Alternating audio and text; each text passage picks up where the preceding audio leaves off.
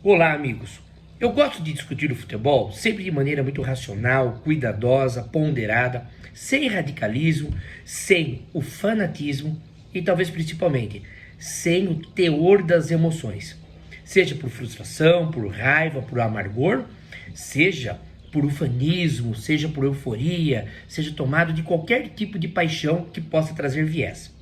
Digo isso pois o nosso Paulista de Jundiaí está à beira de ter um processo de transformação de SAF muitíssimo importante na sua história. Eu, particularmente, sou entusiasta de clubes que sejam administrados de maneira profissional. Há 30 anos escrevi alguma coisa sobre o processo da Lei Zico em 92.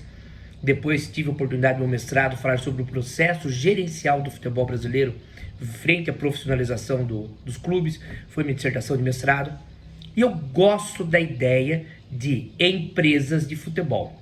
São agremiações que se tornam negócios, entretenimento e buscam lucro, buscam objetivos. Todo esse preâmbulo é para falar sobre as diversas formas, as quais uma delas o Paulista pode estar no meio. Por exemplo, nós temos as SAFs. Nós temos SAFs de mecenato, que é o caso do John Textor. Não se iludam, o Botafogo não dá dinheiro. É um time que tem um aventureiro americano injetando grana pesada, sabemos lá por quê, atrás de um título. Não é um clube que está colocando todas as suas contas em dia. É só dar uma fuçada aí, ver muita coisa complicada que o Eagle Group do John Textor tem por trás. Está trabalhando de maneira honesta, mas as contas estão complicadas e o time não dá lucro. Ah, vai conseguir ganhar um título, maravilha, e as contas ficam. Nós temos outro tipo de SAF. Nós temos a SAF, por exemplo, do Fortaleza. O Fortaleza tem uma SAF à disposição. O ex-presidente, o Marcelo Paz, virou presidente da SAF. Quem pagar mais e for uma proposta adequada, leva. Nós temos os clubes de dono.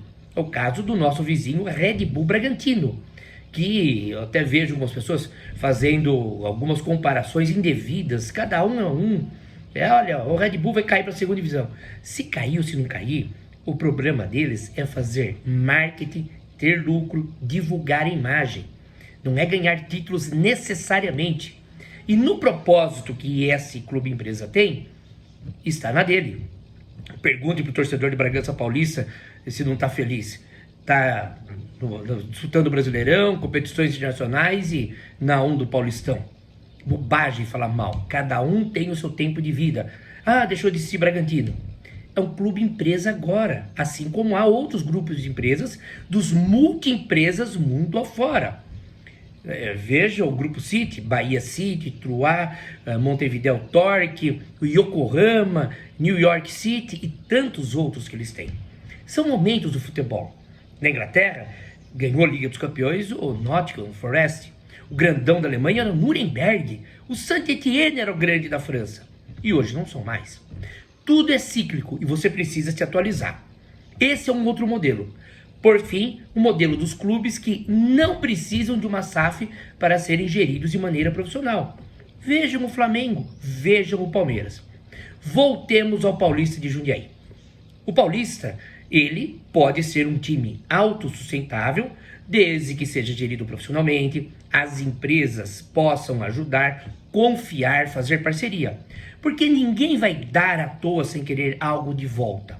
A retribuição é muito relativo. Quem investe num clube de futebol quer uma imagem, quer um retorno financeiro, quer uma parceria ou apenas uma questão de marketing, fazer um agrado para a cidade. Mas como eu vou investir se eu tenho ou não credibilidade? Agora, nós temos a questão das SAFs. Tivemos aquele engodo que foi há 2 anos com o cara que tinha uma franquia de unhas.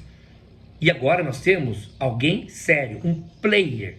O Pedro Mesquita, que foi da XP Investimento, que é um negociador. Ele não é dono de time de futebol. Compare como um corretor de imóveis. O Pedro Mesquita, ele quer comprar o Paulista. Se durante o processo de compra alguém aparecer com dinheiro, ele vende mais caro. Foi isso que o Ronaldo fez com o Cruzeiro. Pagou 400, no meio do caminho alguém ofereceu 600 por um tempo menor, fechou negócio. É assim que funciona o mundo dos negócios. Então são negócios. Voltemos ao próprio Pedro Mesquita. Eu lembro que a declaração do presidente do Paulista foi de que havia um ano do começo da negociação, houve todo esse tempo aí que ele fez a análise, a Hexa Capital, que é a empresa do Pedro Mesquita, pediu ainda mais um mês, e agora, está nas redes sociais, de que dia 7 de novembro haverá uma convocação para, está escrito assim, votação da proposta. E tem apreciação da proposta da Hexa Capital para transformar a ação do clube em SAF. E 2, votação.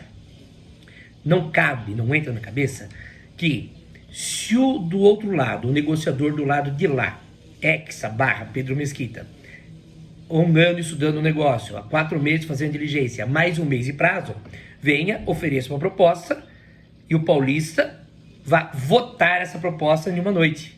Você precisa apresentar essa proposta, dizer a todos o que existe, discutir por semanas ou meses se é viável essa proposta, onde que estão os problemas que poderemos enfrentar nessa proposta ou não, o que os advogados, o que as forças vivas da cidade, o que os torcedores entendem dessa proposta, para daí fazer uma contraproposta. E a conta é bem simples. Tem 1 ano negociando, depois de 4 meses, mas depois de 1 mês, e em uma noite vai dar uma canetada, sim ou não? Não, não existe. Quero crer que quem redigiu esse documento da convocação, votação da proposta, poderia mudar o item 2 para começo da discussão da apreciação da proposta. Porque você não pode votar isso em uma noite. Não é inteligente, no mínimo, esse termo para a gente ser educado. Enfim, o que virá nessa proposta? Ninguém sabe. Por isso que é importante a discussão. Fica o estádio, leva o estádio, o dinheiro é de quem? O Paulista ganha quanto por participação de cada jogador? Quem serão os cabeças? Ah, mas o Pedro Mesquita já acertou, ele vai querer que o CEO da SAF seja o próprio Rodrigo, presidente do Paulista, que vai deixar o cargo e assumiria, por exemplo, a SAF do Paulista como presidente remunerado. Não sei, a gente não sabe a proposta.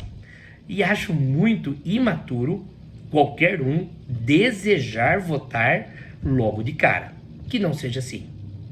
Torço, como 99,999% dos jundiaienses que gostam do nosso Paulista, que seja uma proposta fantástica. Proposta fantástica é que seja bom para os dois lados. Que seja bom para um lado só não é boa proposta.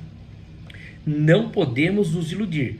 Eu leio muita gente em rede social achando que virá um cara despejando um caminhão de dinheiro como se fosse um sheik árabe, querendo praticar a tal do sport washing, como fazem com o Newcastle lá na Inglaterra, como fazem com o Paris Saint-Germain na França. Não é nada disso.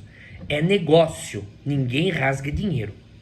Cuidado. Já tivemos Lousano Paulista, nós tivemos Et Jundiaí, tivemos Magnata, lembram da Magnata? Tivemos Banco Fator, tivemos até o português aí, que era dinheiro de Mônaco, que nunca teve. Tivemos várias iniciativas. O Paulista às vezes atrai esse tipo de gente. Que seja tudo estudado. E que evidentemente nada seja assinado na próxima quinta-feira. Que os advogados, que as forças vivas, que os torcedores, que todos tenham conhecimento para um período amplo de discussão para que exista a contraproposta. Cá entre nós, quando você vai fazer um carro, o cara pede o preço que você paga, não é assim que funciona com um clube de futebol centenário como o Paulista. Até mais.